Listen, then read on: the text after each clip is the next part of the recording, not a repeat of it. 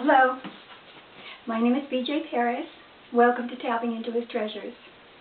I've got a great subject today, angels. I'm going to read a verse from Psalm 91:11, the most popular verse about angels. Very short verse. For he will give his angels charge over you to accompany and defend and preserve you in all your ways. Beautiful.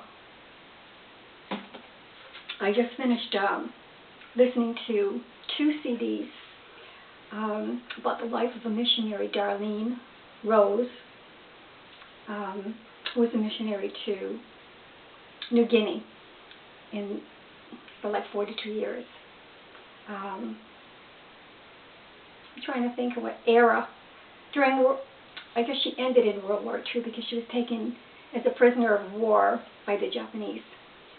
And she went into explicit detail of eating worms and caterpillars and dealing with 30-pound rats and all those things. Well, I said all that to say that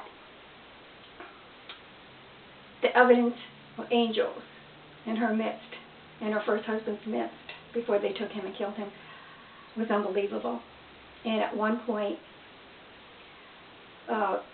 death was imminent for them, except that the chief of the tribe that was going to kill them told them the following day that the reason they didn't kill them was they saw an army of great big men guarding them.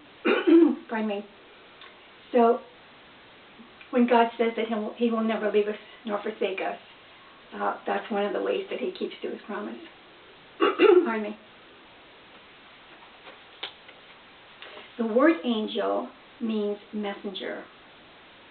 Angels are created beings given to each of us, and that is found in Psalm 148:5. They are sent to us to minister to us and to watch over and protect us. God sees us as higher than the angels, and an example of that is when He said in the Word, He never said to His angels, "Sit at my right hand," so they could never even attain what we're going to attain in our afterlife. We do not pray to angels.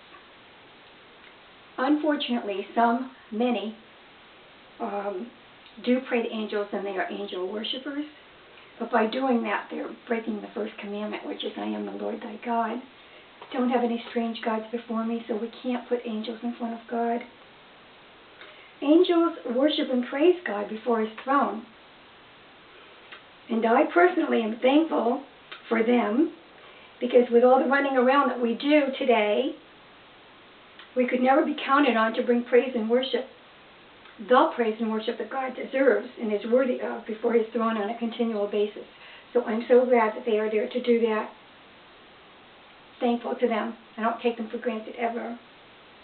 Angels never die, and that is found in Luke 20:36. They were present when the earth was created. That's found in Job 38:7. Where I mentioned earlier that they are sent to protect us, I want to give you just a few examples of practical, down-to-earth testimonies where angels were there. The first one happened when I was a child of 12. I lived in the city, Bridgeport, Connecticut, and we lived a couple of miles away from Pleasure Beach. And all us kids used to walk down there, and we used to swim and ride the rides in the amusement park. I remember the guy on the merry-go-round. Remember we used to have the gold thing in those days when you're riding in the merry-go-round, and they had the arm out with the ring, and if you got the gold ring, you got a free ride. Well, anyway, I'm getting really off the beaten track here. But I used to get a lot of free rides. So, along about that time, we were very daring, my little cousins and I, and my friends and I, and it was getting time that we needed to go home for supper. So, Bridgeport had one of the very few old-fashioned drawbridges. And instead of the bridge going up when a vessel went underneath, it would actually put these bars down, like at railroad crossings, and turn around. And as it turned, the vessel would go by, and then it would turn all the way and hook up to the rest of the walk. And every time it did that, and we were right near a yacht club, so it did it very frequently throughout the day. But every time it did that, it took a long time to have to wait for all this process. And I didn't feel like waiting an extra 15 minutes, 20 minutes to join up with my friends on the other side of the bridge, so I did a daring feat. And after the bridge actually started to move, because the attendant didn't see me, I was kind of hiding from him, I jumped as the bridge was moving and the water was visible down below, and it was one of the deadliest currents in our city of Bridgeport. And there was the current below me, and I actually jumped 6 or 7 feet from the bridge over the water onto the walkway. And there was no explanation that I didn't fall and drown, except that there was an angel there to guide me and lift me and get me on the other side. So I think that was the first time that I really realized that God had his hand on my life for a reason. And the second little story, not a little story, a scary story, if anything, was when my fourth son was a little boy of 4. My husband had bought some construction equipment like bulldozer and backhoe, and my sons used to operate it. They were very trustworthy, but nobody could be that trustworthy. I mean, accidents happen even with experienced men. And this one day, my second son had the baby, or the 4-year-old, next to him on the backhoe on a seat. And what happened was, I happened to be looking out the window at them, and he would go a little ways and then put it in reverse and back up and then go ahead again. And as he backed up, his head was looking backwards as his foot was on the, well, he braked it, and then he looked backwards as he started to press on the accelerator again. And as he did, my 4-year-old slipped from the seat down into the equipment. So if my son operating the equipment ever put his foot on the accelerator, within 2 seconds, my son would have been crushed to death, my 4-year-old. And I had the thought I could either run outside to stop him, or I could bang on the window, although he wouldn't have heard me because the noise of the equipment was so loud. I didn't know what to do. It was like a split second. I had to make a decision, and I realized at that split second that if I took 2 seconds to run outside, he would have been crushed. So I just took the chance, and I banged down the window like this. And as he turned around, he saw me banging on the window, and he realized what had happened. And that saved my 4-year-old's life. And again, that was an angel of God sent to spare Corey's life. I hope these testimonies aren't boring you, because this is the story of my life, honestly. And my oldest son, 4 years ago in 2006, he was in an accident in Connecticut, riding his motorcycle with no helmet, and he was hit by somebody. He went 40 feet in the air, and he came down and he landed on his head. The police, we found out later, had written him up for dead. The police did not know that he survived the accident. And he ended up in Yale New Haven Hospital, had surgery, was on a ventilator, and he pulled out of that accident. I went up to see him, and not only his head, but his body. There wasn't a place on his body that was not bruised. His wrist, his hand and his wrist, the doctor actually peeled the whole all the flesh off of it, and I could see all the blood and guts on the inside to check it, and then he put all the flesh back. It was a mess. But the big thing was his head. And it was just a miracle that he pulled through that.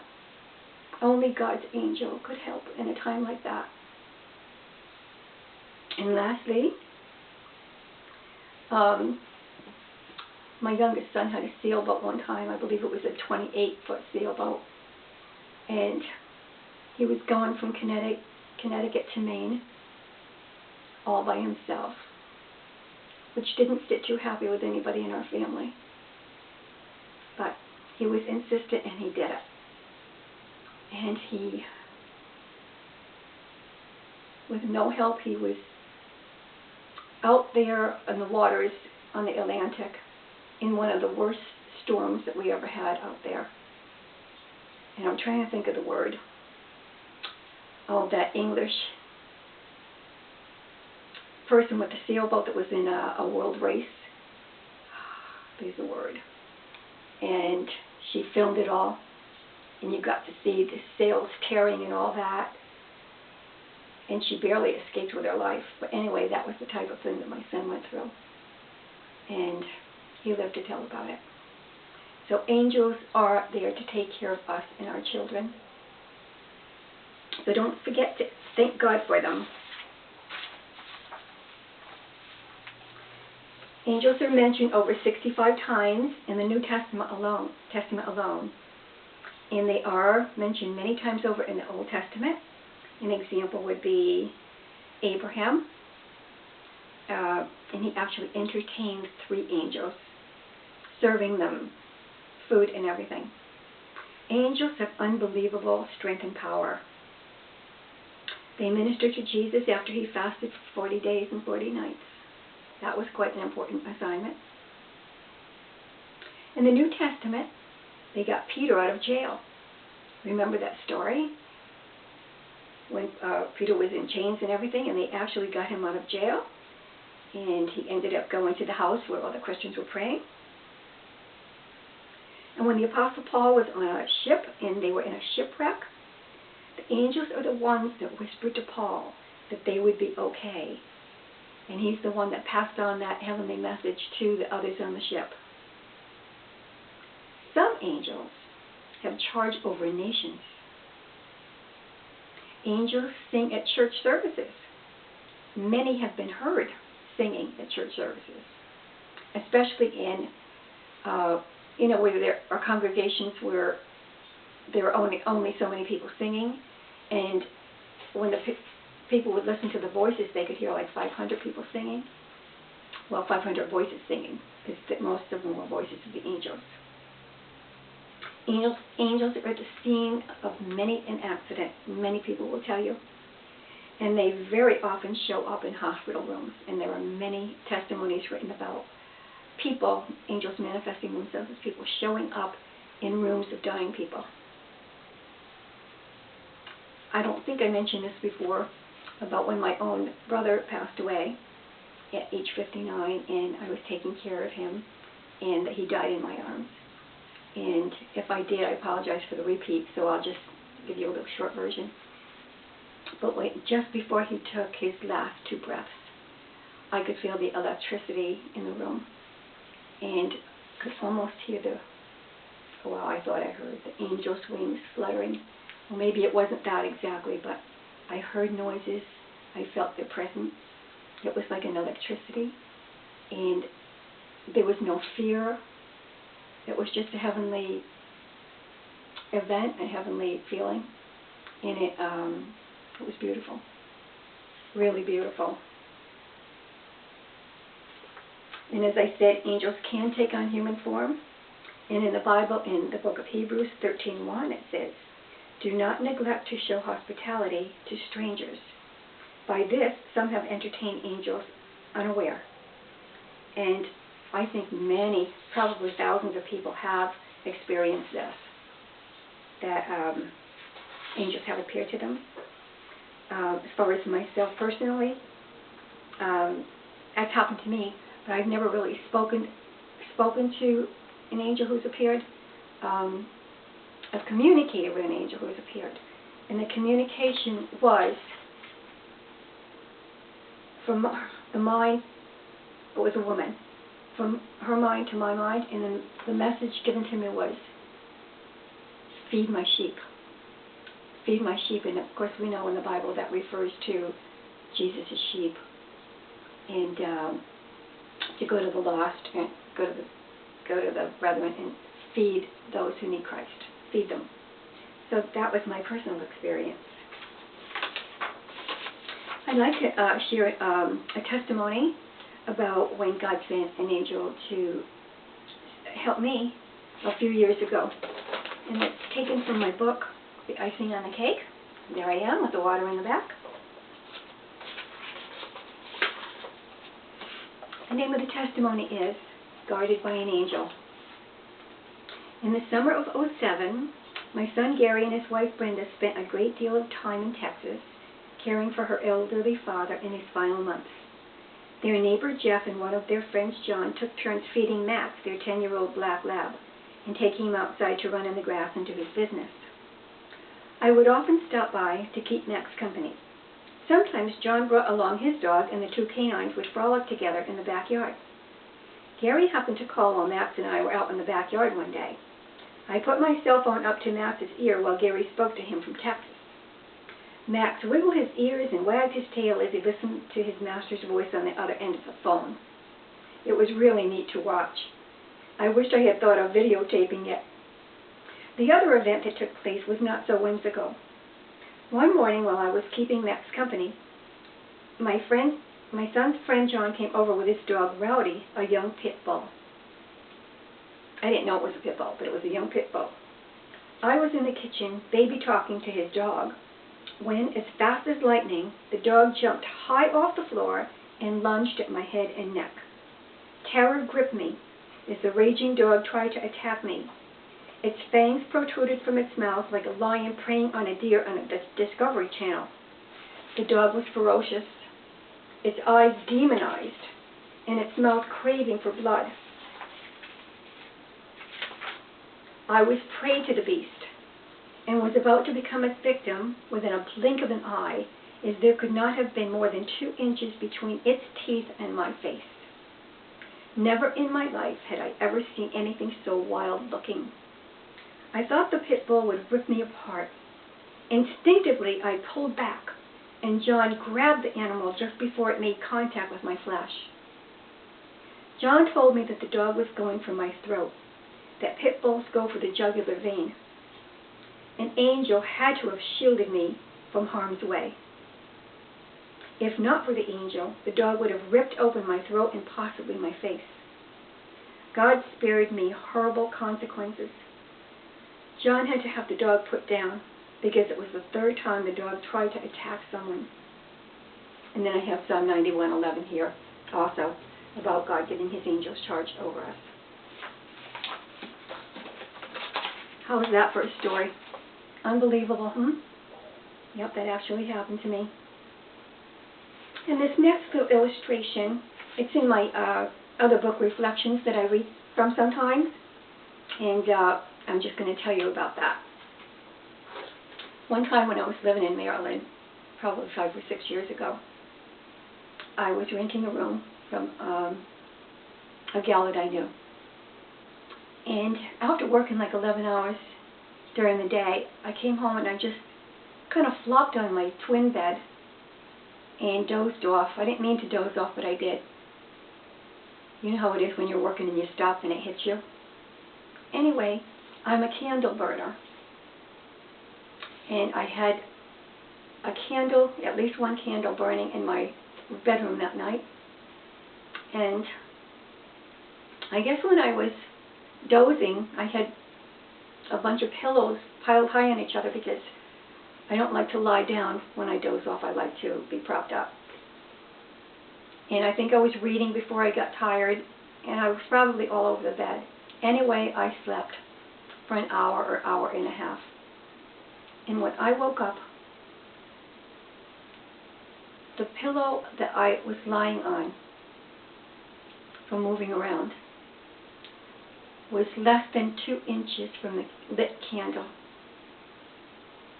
So I don't even want to add anything to that. Use your imagination.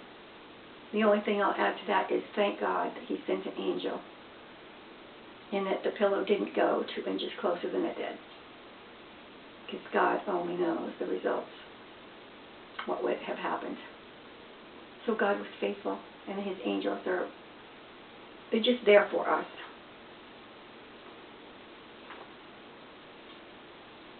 Another angel story. This is quite recently, within the last 6 months. You know how angels appear in people's dreams? Well, I'm not talking about the angels with wings. I'm talking about them manifesting themselves as people and giving us messages. Well, anyway, I normally watch a church service on the internet every Sunday evening. And for some reason I wasn't able to get it. And that night I went to bed and I dreamt I was walking down a street, a main street with a lot of stores on either side. And as I was walking down the pavement, just moseying on by, this man, a small man, and he looked like he had been working all day, he had work clothes on, and disheveled. I think I'm saying that right. And he walked by me, and I looked over, and he looked at me, and he said to me, Hebrews 3. And that was strange for this man to give me a verse. But anyway, it was on my mind when I woke up. So I looked it up. I haven't written it down, but there was a message. The words were for all of us to get together, Christians to get together. I think this is what it said, just to build each other up on a daily basis, or something to that effect. Forgive me if I'm wrong, because whatever it said wasn't the point that I'm making. Just that the angel gave it to me. So later on that evening, I went on the internet again and tried again to access the church service from the night before on archives. And this time I was able to get it with no problem. And what did the pastor talk on in his message? Hebrews 3. Is that unbelievable or what? Unbelievable. So I'm positive that that was an angel that gave me that message.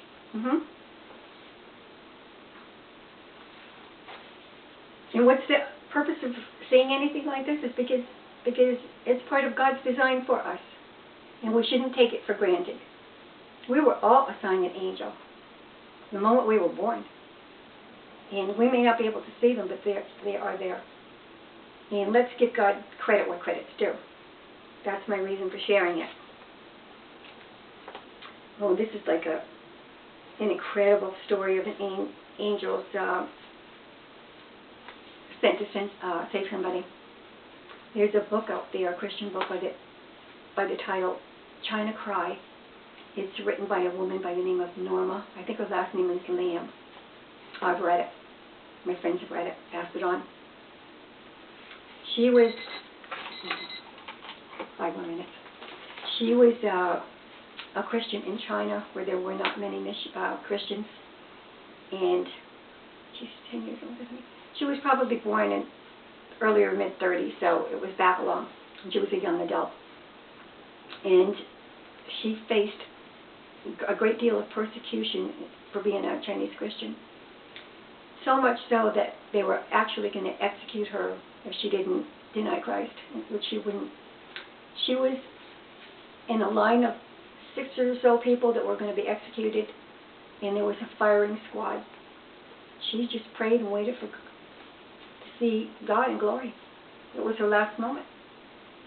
And when the sound went off, or they count, however they do that, 3, 2, 1, or 1, 2, 3, they all shot, and the gun jarred. The one who was aiming for her, the gun jarred. And she went down because of the power of everything, but she never died. God spared her life. And when God spares us, it's not just because we're good little kids or anything, because he wants to use us, to use our testimonies. So this woman has been used throughout the years to have many evangelical meetings throughout the whole world, meetings where 40 and 50,000 people, or maybe in China out that way, more like 1 million people, attend, and thousands of people get saved. She just has a mighty, mighty testimony.